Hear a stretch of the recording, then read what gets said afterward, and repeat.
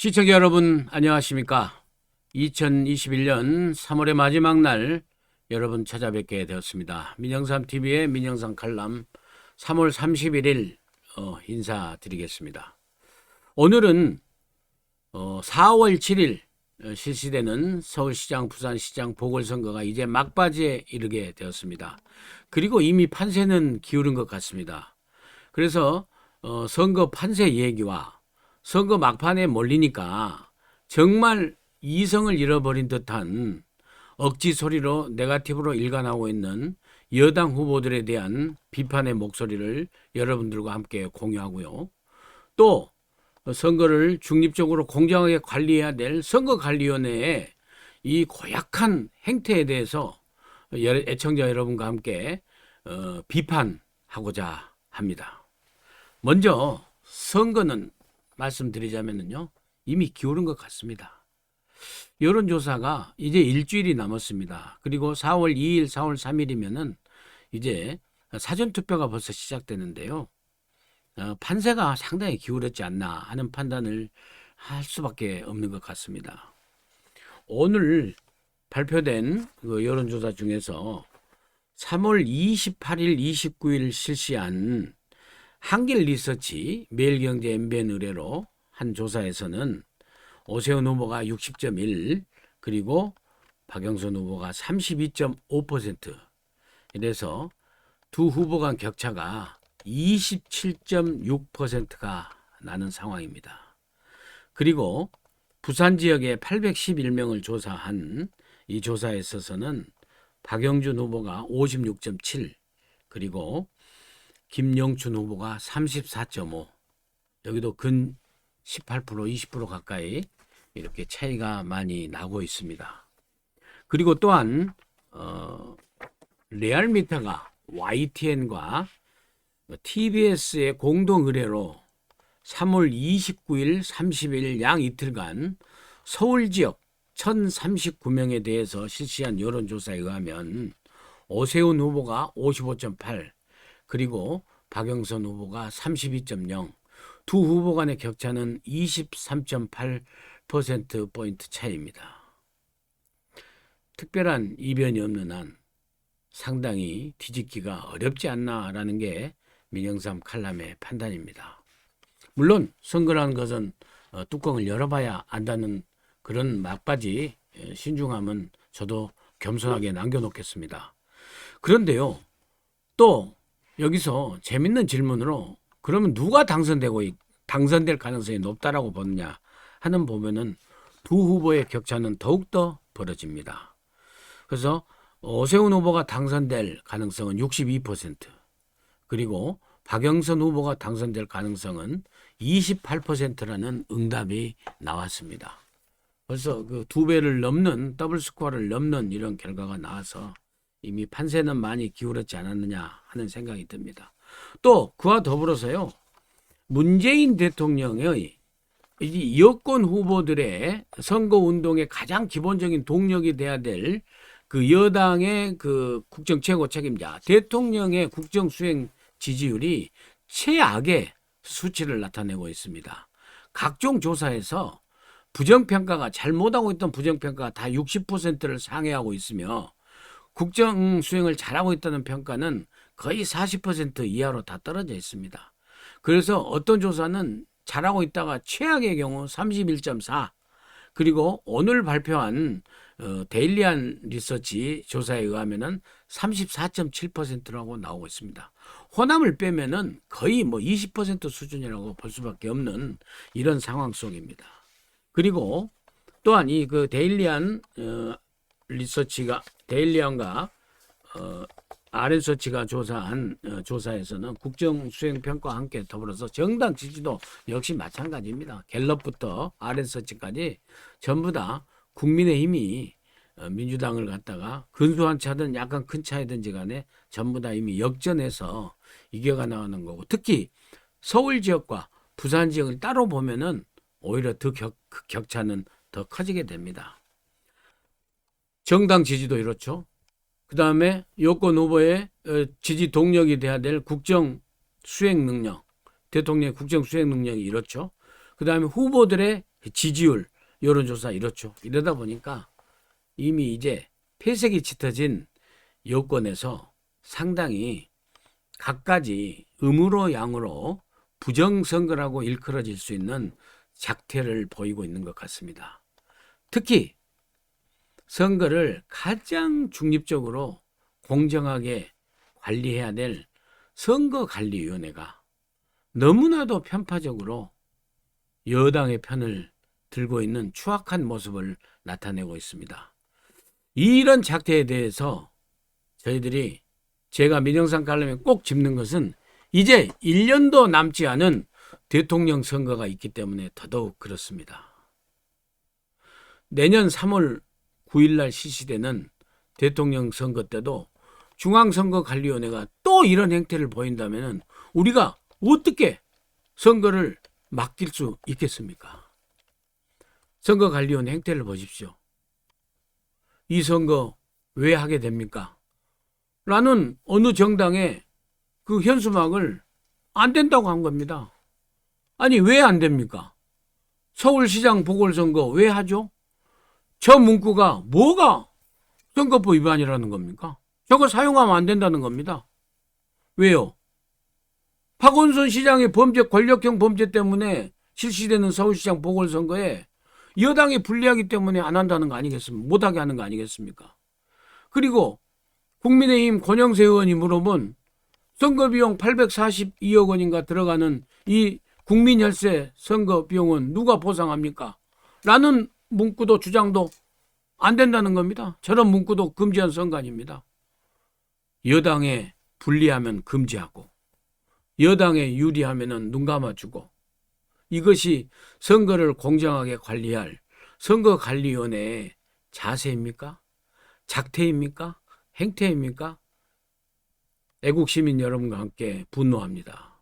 그리고 중앙선거관리위원회에게 엄중 경고합니다.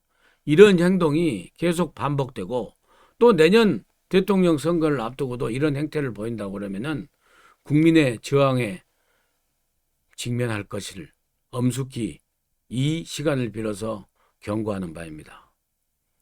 또한 폐색이 짙어진 여당의 후보들은 참 꼴불견입니다. 꼴불견입니다. 대표적으로 부산의 김영춘 후보와 서울의 박영선 후보의 그 꼴불견 작태에 대해서 한두 가지씩만 지적을 하겠습니다. 먼저 부산 박형준 후보의 그 LCT 박영준 후보의 먼저 그 청와대 정무수석실에 있을 때 무슨 MB 국정원 사찰 가지고 국정원부터 나서 가지고 이 네거티브를 갖다 획책했지 않습니까? 안 먹혀요. 안 먹혀. 안 먹히니까 이번에는 LCT 그 집 산 거 가지고 재혼한 가정에서 남의 아픈 가정사를 가지고 저렇게 네거티브를 하는데 그게 먹힌다고 생각합니까? 김영춘 후보와 김영춘 후보 측에서는 민주당에서는 그게 먹힌다고 생각을 합니까? 부산에 가서 현지 여론조사를 해보고 진짜로 지금 통계치로 나오는 각종 여론조사를 한번 살펴보십시오. 그게 먹히는가요? 박형준 재혼한 부인의 재산이 많은 것이 물론 서민들과 부산 시민들에게는 좀 송구한 마음이겠죠. 그렇지만은 그 아파트 사서 그게 뭐가 어쨌다는 겁니까? 네거티브 할 것을 네거티브 하죠. 그리고 박형준 후보가 뭔 MB 국정원 사찰하고 뭔 관계가 있습니까? 이제 네거티브 그만하십시오. 대통령까지 동원돼서 가덕도로 해서도 안 되는 게 지금 부산 선거 아닙니까? 최소한의 품위와 품격을 지키고 정말 우리 어린이들이 지켜보고 있다는 미래를 점려져갈 우리 지금 아이들이 지켜보고 있다고 생각하시고 그 추악한 네거티브 부산시장 선거 관두길 강력히 촉구합니다. 그리고 서울 박영선 후보에 대해서 정말 따끔하게 좀 말씀드리고자 합니다. 이제 내곡동 땅 얘기 좀 그만 좀 하십시오. 예? 정말로 100번, 1000번, 만번, 백날, 천날을 네거티브 한번 해보십시오. 지금 선거가 되냐고요.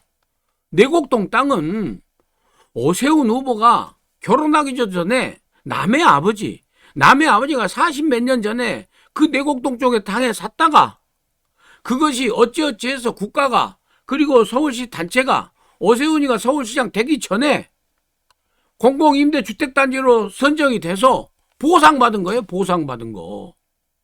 그것도 내 자녀가 그리고 그 장모 나중에 장모가 되신 그 부인 사모님까지 다 해서 5 부인과 내 자녀가 8분의 몇씩 다 분배받은 상속받은 그런 땅입니다. 무엇이 그래서 그것이 혜택이라고 날이면 날마다 3월 29일 날 MBC 100분 토론회 양자 토론회 나와서 얘기했죠. 3월 30날 KBS 3자 토론회 나와서 얘기했죠. 입만 열면 내곡동 땅이고 입만 열면 오세훈이가 무슨 거짓말 한다라고 얘기하는데 지겹습니다. 지겨워요. 박영순 후보 그렇게 할 것이 없습니까? 박영순 후보나 좀 제대로 파악하고 하십시오. 정말로 청년 일자리 만든다고 가서 청년 일자리 파괴하는 후보라고 청년들이 지금 지적하고 있어요. 네티즌들 글을 한번 봐보십시오. 네? 청년 일자리 편의점 일자리 무인 판매되면 알바하는 청년 일자리 다 없어지죠. 그리고 트랜슬레이션 번역하는 그걸 갖다가 AI 기술로 번역 다 기계가 번역해버리면은 그 번역 통역대학원 나온 그 청년들 어떤 일자리를 갖습니까?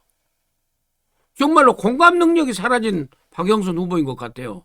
여태까지 우리가 알았던 정치인 박영선은 정말 허상이었던 것 같아요. 허상이었던 것 같아요.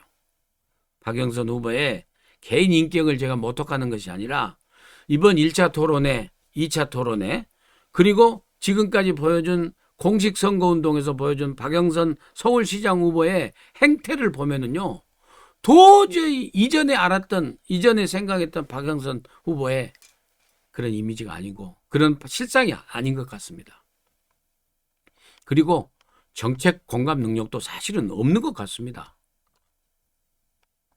다시 말씀드리지만 박영선 후보 이제라도 남은 며칠이라도 네거티브 중단하고 정책 공부 제대로 하셔가지고 정말로 수직 정원 제대로 된 것인지 그리고 주택 공급 제대로 되는 것인지 어떻게 할 것인지 그리고 규제 정책 어떻게 풀 것인지 그리고 서울 경제 그 다음에 서울의 교통 문제 그 다음에 서울 시민들의 세금 문제 어떻게 할 것인지 제대로 파악해서 정책 대안을 제시하는 그런 후보다운 모습을 좀 유권자들에게 보여주고 우리 어린이들에게 민주주의에 꽂힌 선거 공부를 시킨다는 의미에서라도 좀 보여주시기를 강력히 촉구합니다.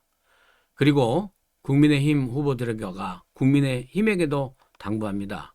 이번 선거도 선거로 중요하지만은 다 이겼다고 방심하지 말고 끝까지 호랑이가 토끼를 잡아도 최선을 다한다는 그런 말이 있지 않습니까? 끝까지 최선을 다해서 이번 선거를 이겨야 될 것이며 이번 선거의 승리에 만족할 것이 아니라 1년조 채 남지 않은 대통령 선거에서 꼭 정권 교체를 이룰 수 있는 그런 다음까지도 생각하는 그런 당내의 단합과 당내 화합이 또 굉장히 중요하다라는 말씀을 당부 말씀을 함께 좀 드리고자 합니다. 다시 한번 말씀드립니다. 선거관리위원회 선거 중립 엄정하게 지키십시오. 그리고 내년 대선에서는 이런 불공정, 이런 편파적인 선거관리 꿈도 꾸지 마십시오. 그리고 박영선 후보, 김영춘 후보 네거티브 그만하십시오. 창피하고 쪽팔립니다. 3월 31일 보여드린 민영상 칼럼 마치도록 하겠습니다. 또 4월에 여러분 찾아뵙도록 하고요. 시청해 주신 여러분 대단히 감사합니다. 그리고 30만 구독자가 되도록 성원해 주신 여러분께 다시 한번 감사드리고 아직까지 혹시라도 구독, 좋아요 안 눌러주신 분께서는 꾹 눌러주시기를 부탁드립니다. 대단히 감사합니다.